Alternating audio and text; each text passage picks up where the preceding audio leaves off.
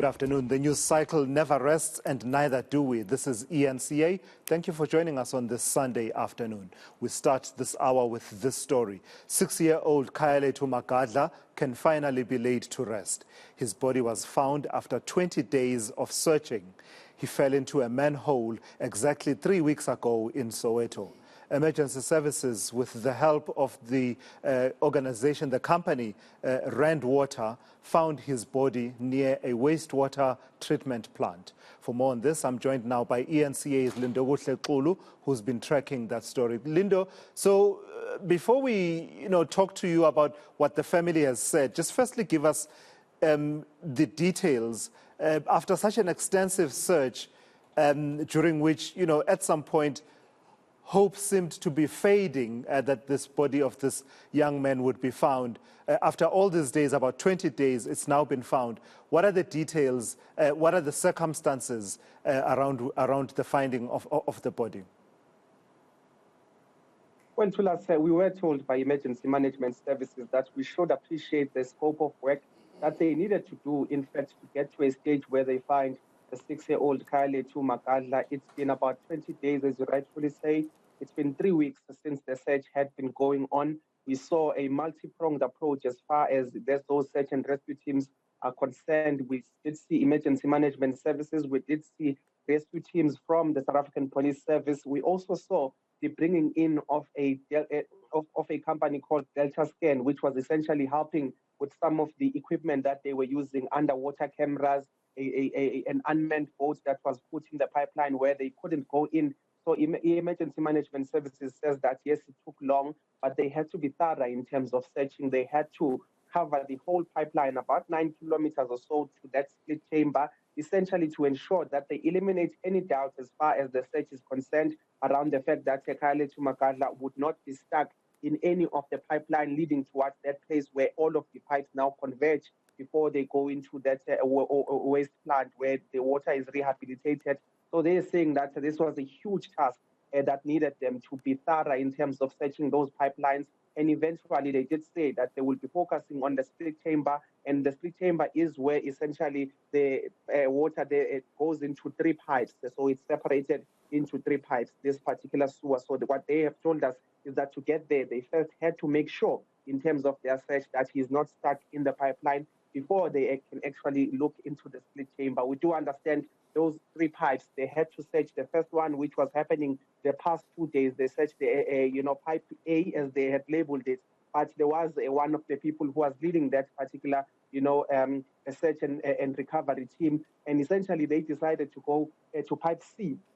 And this is where they eventually found the 6-year-old. He was identified by his family, but there is one thing that is a call from emergency management services to say that the work that they had to do needs to be appreciated in terms of the scope. It was a huge task, and that is why it took so long. But they appreciate the fact that eventually they were able to find the 6-year-old. Take a listen to Nana Radebe from EMS, just giving us a sense, really, of what had to be done to get to this point.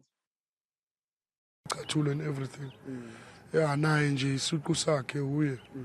So I'm relieved in such a way ukuthi at least sengizoba ne closure ukuthi ngazi ukuthi umntana wami ngimbeke phi. It's been a difficult about 20 days or so siloku sisesha singamtholi, and you were saying that it was incredibly difficult for the family. Just take us through that time. Yeah man, bekunzima singakhona ukulala serious the whole 21 days or 22 days. Angisazi nokuthi lesingaki. Makwenzeka into ezisona umqondo uyama man. Everybody we were shocked, we were disappointed into eziningi, sizibuza into eziningi ukuthi sizomthola kanjani. But ngemthandazo yabantu, umthandazo weJoseph FM, umthandazo yawo wonke umuntu obekakhala nathi, sikwazile uNkulunkulu kusiphendula samthola umntwana. All right, so that was not the voice there of Nana Radebe from Johannesburg Emergency Management Services, Lindo. It was a member of the family of Khaya Magadla. Contextualize that for us. I imagine that after all of these days, at some point, they probably started accepting that the chances of finding him alive were slim to none, but nevertheless, they did deserve to have this closure and this opportunity to bury him with dignity. Well, that's right, Tulas. We spoke to the father this morning, just getting a sense really of how the family is doing, how they are feeling now that there are these developments. And they have expressed, as you heard from that particular bite, they had expressed the fact that they were quite relieved that there is finality in terms of this story. They were themselves, they had considered before, speaking to us several times during the search, to say that they know that it might not be positive news as far as finding him alive is concerned, but they were saying that they're calling on the finding of his body so that they'll be able to get some closure. In fact, the father there also spoke to us about the fact that yesterday it was for the first time the mother was in tears, she was crying, and the father of Khayalethu Magadla essentially says that this is a period now of mourning that he feels it's necessary for the family to go through, and he says that the abnormal thing was just waking up and knowing that there was a person who existed, who was alive.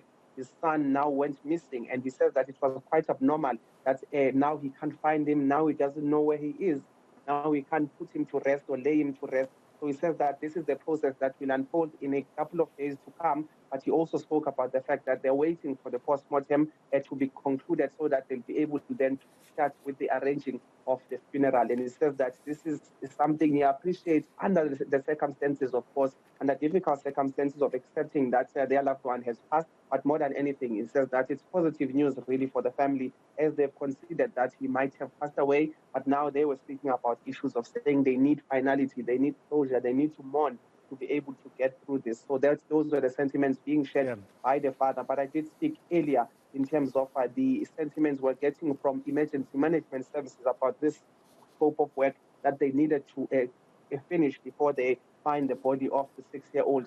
And perhaps we can take a listen to that bite if it is ready, just to get a sense really of what needed to be done to get to this point where the body of the 6-year-old Khayalethu Magadla was found. We don't have that excerpt ready with us at the moment, Lindo. But before I let you go, I imagine then that there are many questions that now need to be answered, particularly from a city of Joburg perspective, because they had rightly taken a keen interest in as far as the search is concerned to answer some of the questions around how exactly a child fell into a manhole and died in this manner, and the issues around vandalism of their water pipeline infrastructure, etc. But I also imagine that the community itself also has many, many questions, particularly as they regard where children play in that area.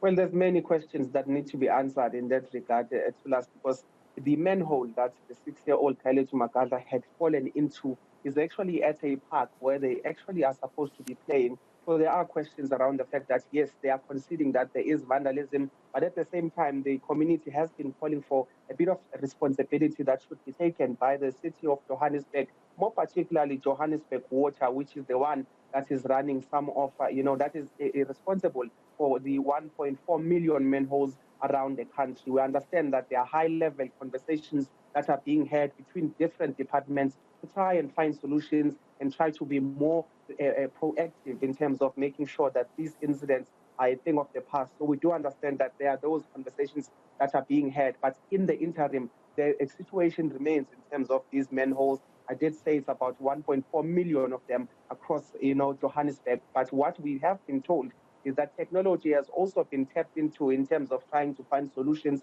Some of these manholes that are in dangerous areas that may endanger people's lives. We understand that there are devices that are going to be put into some of those manholes so that they are alerted when manholes that are near those areas are actually tampered with. So that's one of the approach that they've told us they'll be using. Secondly, we did see some of the manholes that have been recently closed, including the one that the 6-year-old had been found. They have been replaced in terms of the material that they used.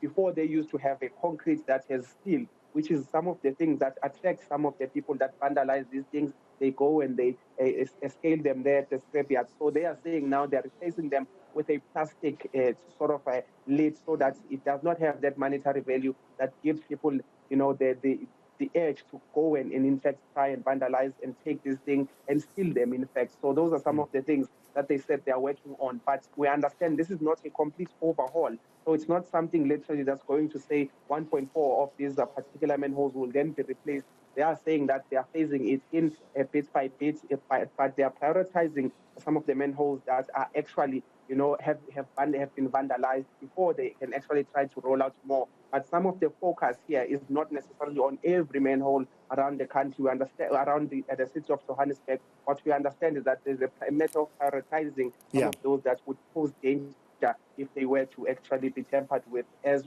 we've seen in this particular story of Khayalethu Magadla. All right, let's leave it there. Thank you for that update. That's eNCA's Lindokuhle Xulu there, updating us on that search that has now ended for 6-year-old Khayalethu Magadla, who has been found in one of the chambers of the water and drainage systems in Johannesburg after an extensive search that lasted about 20 days or so. Look out for more of Lindo's reporting.